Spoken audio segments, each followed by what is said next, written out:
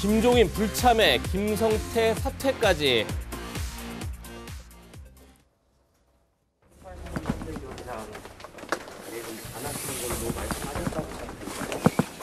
위원장님, 고개 끄덕이신 의미를 어떻게 받아들여야 될까요? 그래서 난 할 말이 없으니까 나한테 물어보고요. 김종인 위원장은 또 총괄선대위원장을 맡지 않겠다는 의사를 다시 한번 보였는데 김종인 박사님과 관련된 거에 대해서 제가 자꾸 말씀을 드리는 게 별로 지금 상황에서는 좀 바람직하지 않고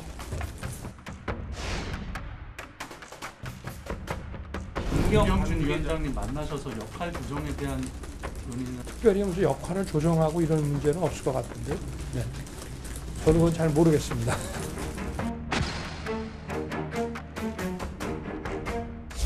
아직 총괄 선대위원장직 열어놓고 계신 건가요? 나한테 자꾸 물어보지 말라니까 나 그런 질문에 대해서 답을 할 필요가 없어요.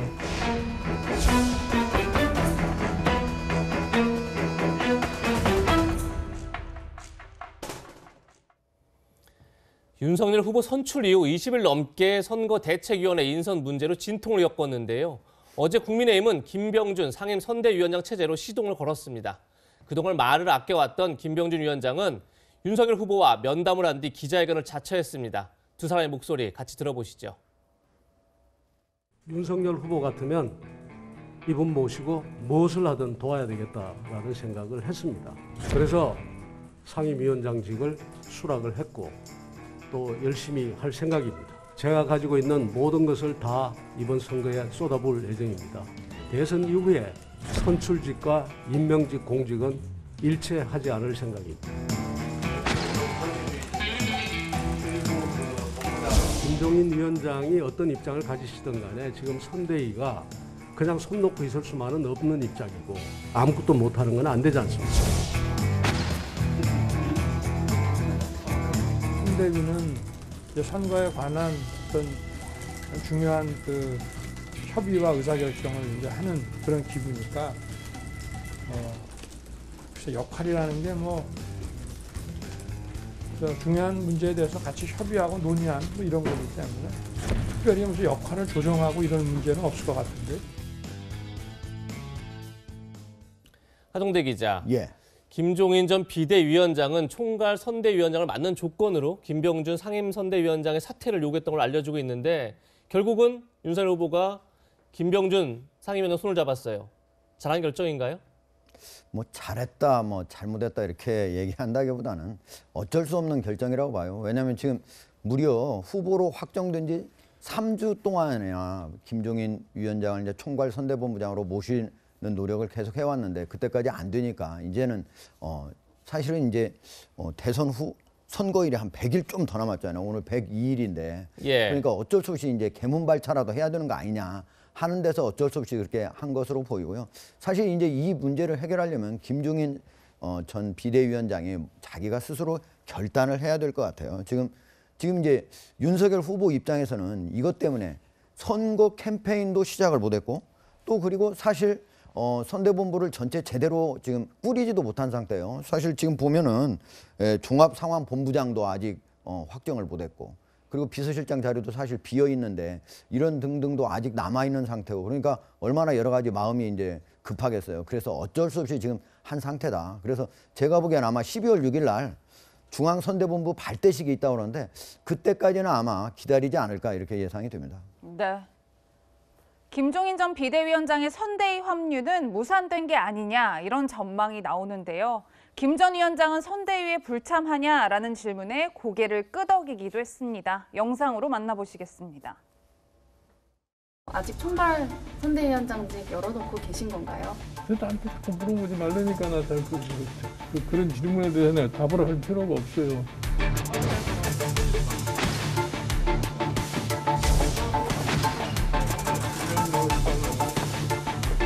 오늘 무슨 어디 저 보니까 뭐 나한테 무슨 최후 통첩을 했다고 오늘 그 주접 돌아다녔던데 잘 됐다고 그래서 그 뉴스 보고 나는 밖에서 볶았다는 얘기 한 적도 없어요. 우리가 어떤 사람을 보통 영입할 때 영입하고자 하는 쪽이 최후 통첩을 날리는 경우는 없거든요. 후보 주변에 있는 측근들이 언론에 대해서 인터뷰할 때 좀 더 조심해야 되는 부분이 있다. 누군지 모르십니까? 알죠, 전 잘 알죠. 적당히 하라고 말씀드리겠습니다, 제가. 네, 이 의원님 가장 궁금한 점이 네. 김종인 전 위원장의 선대위 합류 가능성 완전히 닫혔다 이렇게 볼 수 있을까요? 정치에서 완전히 닫힌 건 없습니다. 예. 언제든지 가능성이 있고요. 뭐 정치라는 게 생물이라고 이야기하지 않습니까? 네. 저는 몇 가지 조건이 있다고 봅니다. 첫 번째는 김종인 위원장이 본인이 정말 정권 교체를 어떤 면에서 보면 정말 본인의 필생의 사업으로 마지막으로 해야 되겠다는 또 결심을 할 경우가 있습니다. 그건 아마 지금 국민의힘 지금 6층을 비워놨다는 거 아니겠습니까? 김종인 위원장 사무실을 비워놨다는 건데 네. 아마 이제 이런 설득들이 하겠죠. 사실 김종인 위원장은 지금 그런 생각일 겁니다. 아직 선거 많이 남았다. 지금 100일 남았지만 사실 선거라는 게 마지막 한 30일 정도 여기에 이제 본격적인 선거전이 확 붙는 거거든요. 아직 선거는 충분히 남아있다는 시간적으로 그렇게 촉박하지 않다는 판단을 하는 것 같고 자 그런 상황에서 충분히 어떤 정치라는 게 변화의 여지가 있기 때문에 일단 어느 정도 명분과 또 어떤 윤석열 후보 측에서 뭔가 예의를 갖춰준다면 올 수 있다는 측면. 두 번째는 그러니까 만약에 이런 식으로 출발해서 윤석열 후보의 어떤 지지율이 떨어질 경우에 이럴 때 아마 김종인 위원장은 다시 한번 등장할 가능성이 있습니다. 지금 민주당이 딱 그런 경우거든요. 예를 들어서 선대위를 발족을 했는데 지지율이 안 오르고 정체가 있으니까 어땠습니까? 다 해체시켜버리고 그냥 다 다시 갈아엎었지 않습니까? 네. 그렇게 해서 지금 측근들 중심으로 다시 구성을 했거든요. 선거란 게 그렇습니다. 이게 지지율에 따라서 결국은 많은 변화가 있는 것이고 왜냐하면 지금 상황에서 지지율이 안 떨어지고 계속 올라간다 그러면 더 이상 김종인 위원장의 필요성이 없겠죠. 그렇다면 상당히 문이 점점 닫혀지는 거지만 만약 그렇지 않고 반대의 경우라면 다시 또 삼고초를 하는 그런 상황도 저는 충분히 올 수 있다. 여전히 가능성이 있다. 저는 그렇게 봅니다. 네. 네. 이런 가운데 윤석열 후보와 홍준표 의원 사이의 거리도 좀처럼 좁혀지지 않고 있습니다. 윤 후보의 말에 홍 의원은 불편한 심기를 드러냈는데 어떤 말인지 한번 들어보시죠. 경선에서 홍준표 후보가 좀 더 20대한테 인기가 많았는데 그 이유를 혹시 어떻게 보시나요?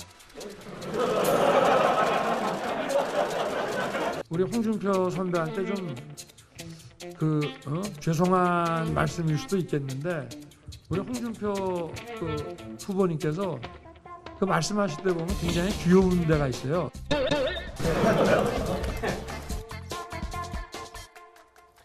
지금 들으신 것처럼 윤 후보의 귀엽고 화끈하다는 발언을 두고 홍 의원은 자신이 만든 청년의 꿈 플랫폼에서 이걸 어떻게 생각하느냐라고 묻자 보시는 것처럼 버릇없다. 이렇게 아주 단답형으로 얘기했습니다. 하종대 기자, 예. 어떻게 보셨습니까?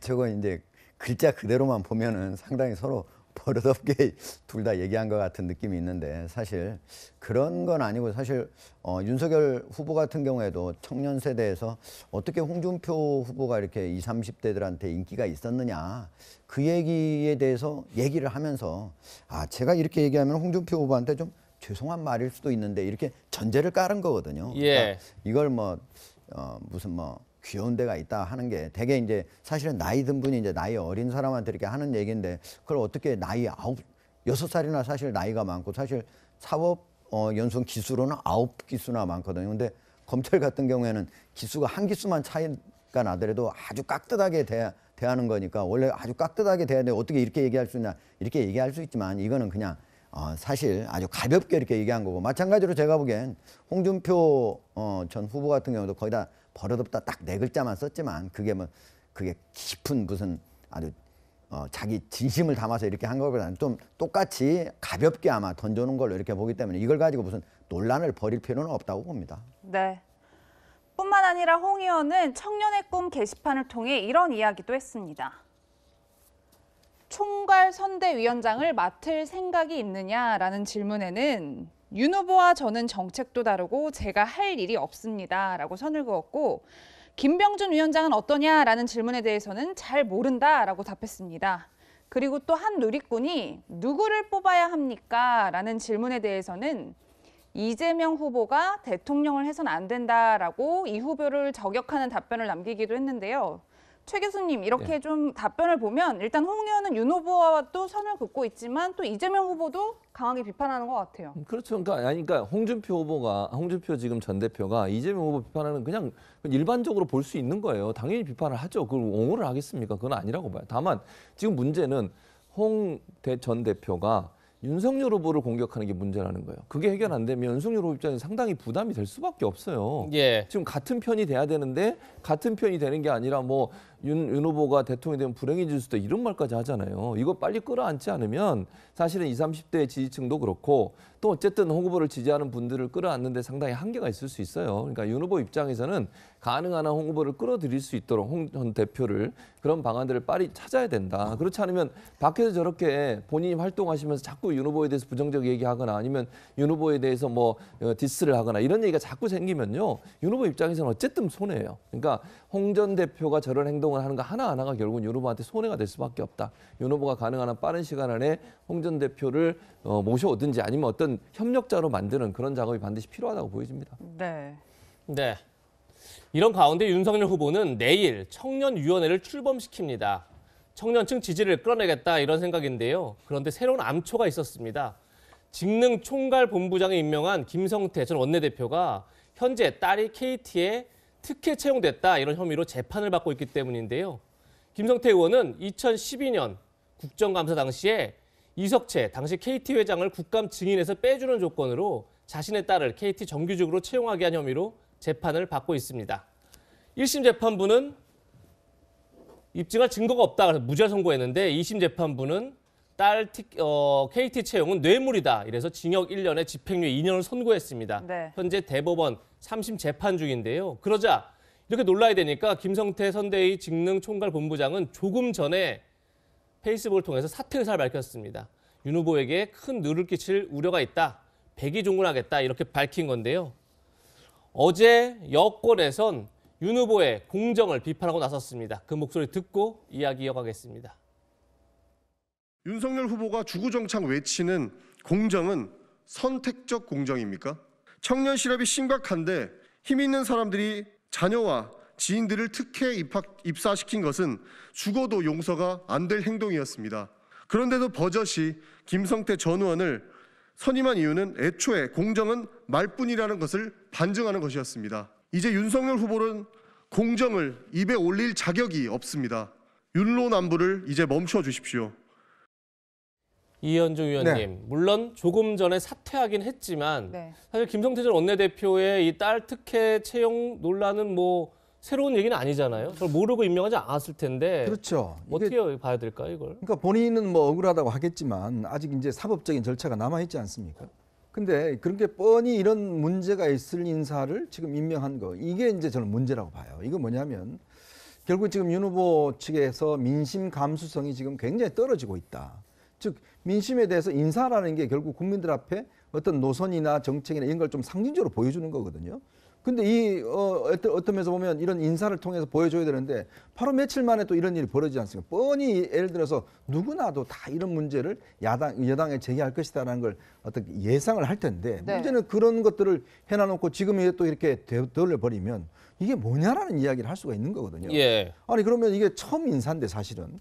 근데 이 처음 인사부터 이렇게 삐걱거려 버리면 이거는 제가 볼 때는 참 문제가 있다. 과연 그러면 이 검토할 때 이런 거 검토가 안 됐는지 상식적으로 다 검토할 수 있는 사안 아니겠습니까? 이게 뭐 갑자기 불거진 사안도 아니고 저는 그런 면에서 보면 인사의 감수성을 좀 높일 필요가 있다는 생각이 듭니다. 네. 하종대 기자. 예.